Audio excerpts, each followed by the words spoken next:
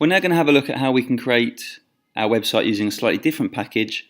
A package that includes the ability to look at the CSS or the cascading style sheets. So let's take a look. For this process, we're going to open up Serif Web Plus. Now when we open up the product, we'll be taken to the landing page. From here, we can create a brand new site, or we could open a previous site that we've made. But for this case, we're going to actually make a site based upon a template. So we'll click on the Templates button. We're given a variety of templates to choose from, and they range from classic desktop themes to the more modern mobile themes. For this example, I'm going to pick a particular theme known as Beta. And if I click on it, I'm given a few different options. The options first of all include the ability to change the generic colour scheme. At the moment I'm in Beta 1, but there's a variety of different theme colours that I can choose from. And so I might go for Doodle 01, make it quite bright.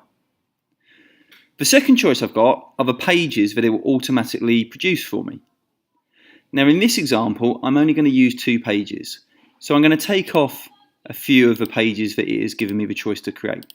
When it comes to your choice for website, you might want to include a few more pages and make it as detailed as possible. But in this case, I've chosen a home page and then a gallery page. I press OK. So this is the web page for the website that Serif has produced for me. I'm starting off on this particular page. However, one of the key buttons that I want to look for is my site button. And the site button will show me the different pages that I've got available. If you can't easily find it down the side, because mine's set to auto hide but is also set to be there, you can access it via the view page from tabs and click on site. Outside of that, there are a few other tabs which offer a range of different tasks.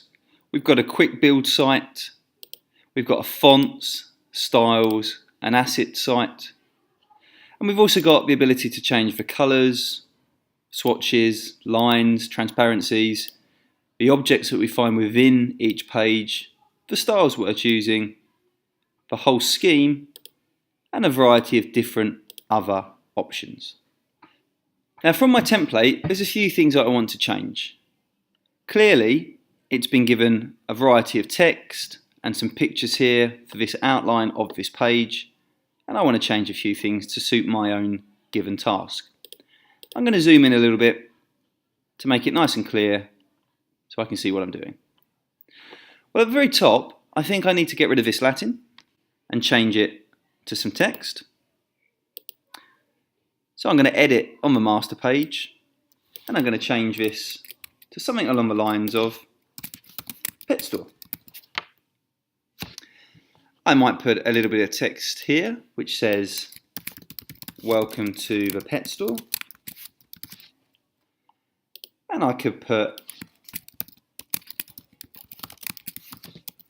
the name of my business, any of the information that I deem to be appropriate. And when I'm happy, I can just double click off, and that's the key main part of the text completed. I can go back to my site and I can double click on my home page, and zooming out a little bit, I can just see how that's made a slight change to that main part for all of my web page. And exactly the same for all other aspects. So on this particular landing page, I can select my information, and I might call this my home page. And again, I might have gone into my site and clicked on my gallery page, and this might be my gallery. You'll notice, having done that the very top part was my master part. It goes across all the web pages within my website. But the bottom part is something that is specific to each web page. So have a play with them and check your understanding for each part. Well, at this point, like I did previously in Frog, I now need to implement some of the attributes that I made from the previous tasks. I want to put in my animation, I want to add my images, my audio file, and my video. So let's take a look at how we can do that. First of all, I've got a button here pre-made that says click here to add or drag a photo. In other words, I'm going to place my photo in this particular place. Well, there's a variety of ways that I can do it. I could drag it from the desktop or wherever I've saved my file, or I can click on these buttons here at the bottom to replace. So I'm going to click on that button and I'm going to navigate to where I've saved my files, in this case on the desktop, and I'm going to add my image into this place here. Now actually, I think I would like the picture in this place here as well. So the same principle, click my image and put through. Now I might be a little bit unhappy about the positioning of the object within this place. I might want to really focus on the dog. So I can click on the positioning part and just move it to where I feel appropriate. I can actually move the whole of the image anywhere across the page, depending on how I feel. But for now, I'm going to leave that where it is. Now I might find in my particular page, I've got some writing here, in fact in two boxes, which I don't think I need. So I can click on each object and I can go to Edit, Delete Object. And I can delete both objects from my place. I think what I want to do in this area is now insert the GIF that I created earlier of my animation. Well, the process is pretty simple. I can insert, I can choose some media, and I can choose an animated GIF. Again, finding the location of where I saved it, choosing the GIF, and inserting a particular size where I would like it to be placed. When creating my site, I might want to pause at a certain point and have a look at a preview to see are the elements in every position that I think is appropriate. Well, to do that, I can go up to the tool in the toolbar that says Preview Site. It will open up as an example of my page. And I can check that all the elements that I've put in are working as I would expect. Well, I'm happy with that so far, so I'm going to close down the preview. At this point, I've still got two other elements that I need to include. I've got my video and my audio. I think for these two elements, I'm going to place them onto a different web page within my site, and I'm going to place them within the gallery. So going to the Sites tab and double clicking on the gallery, I'm taken to my gallery page. And just as before, there might be certain aspects of things that I'm not after, so I can click them and delete them out. And I can move things around wherever I feel appropriate. Now at this point, I'm going to include my media of the video. I've already got a video file area, so I can right click it and go to Edit Video Player. Here, they've already got a default video. I don't want that video. What I am going to do instead is add my one. So I click on Add Files, navigate to my area, again on the desktop in Files, and it will be in your given area for this task. And I'm going to choose the video player from the video task that I made previously. I've now got two different videos. The very first one was the default video. If I click and select it, I can press delete and I can remove that. So I've now only got the video that I'm after. I can press OK and there's the video that I'm looking for. And again, as previously, I can choose the preview site just to check that the video is playing as I'm expecting.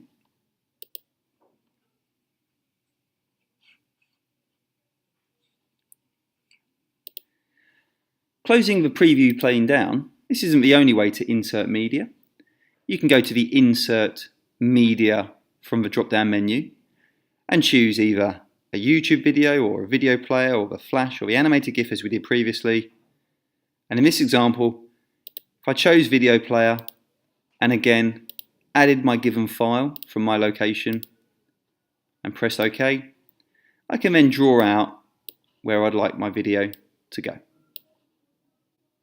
For this example though, I'm going to delete that and keep the original video. Finally, I've got one more element to add, and that was my audio element. I think I'm going to place the audio element in this area. I'm going to delete that previous picture. To add my audio element, I do the following.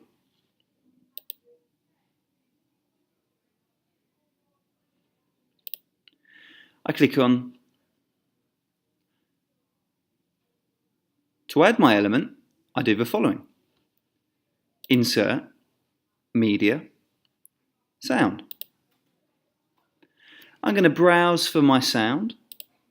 Again, it's in my main location from a previous task. And I'm going to simply press OK. Draw out where I'd like my sound, and that's my element inputted. And again, to check, I can go to my preview pane. My video, I've already checked, but for the sound, I should be able to click it.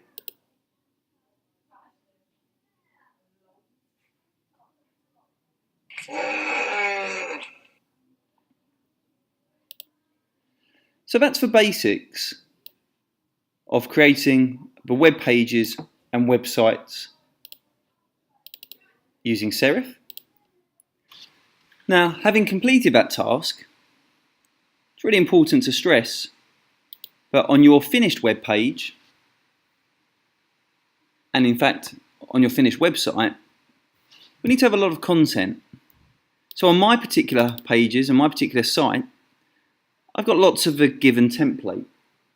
Well, for yours, it's really important that you include all aspects that you think appropriate for the task.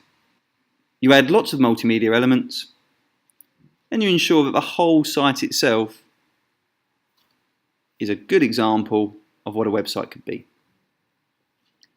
It's really important as well that as you go along, you do continue to save your file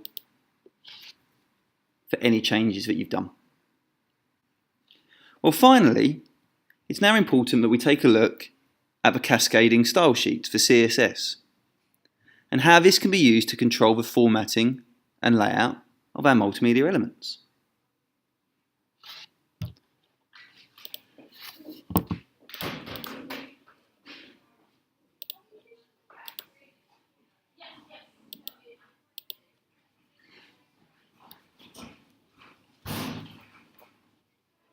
Those are not laptops, and I didn't know that. Now finally, we're going to take a look at how we can manipulate CSS for given objects. Let's take this picture for example. I might decide that I want to change some of its properties. So I can click it, go to Properties, and choose my CSS properties. I've got a variety of options: border, padding, outline, background images. I've got a variety of options, but in this case I might want to choose for visibility to be slightly different. I might want to change the opacity of the background. Well, I can manipulate that to a given amount and press OK. On my design page, it doesn't look any different, but going into my preview, I'll now notice that the opacity is significantly changed. And I can manipulate the CSS with any object. I simply select, I go to Properties, I choose my CSS properties, and I can change whatever it is that I feel appropriate. Again, in this example, perhaps that I do want a background image. I can browse to all the images that I've got. For ease, I'm going to use my initial image that I created in Photoshop.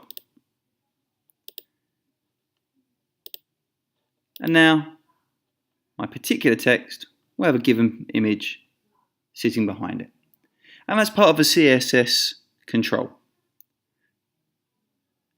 Well, that gives us a summary of how we can use a slightly more powerful piece of website production software to produce our web pages and website. And it incorporates the CSS options that we need. Again, at this point, it's really important to emphasize that this is your site. You need to take your time. You need to add a wide variety of multimedia elements, including the ones that you've made previously, as well as maybe a few more that you find from the internet. And you need to make sure that if, like me, you've produced a web page from a template, anything that the template has as a starting point that isn't pertinent to your site is removed. Take your time, include all the elements required, and I hope you found this guide straightforward and easy to use.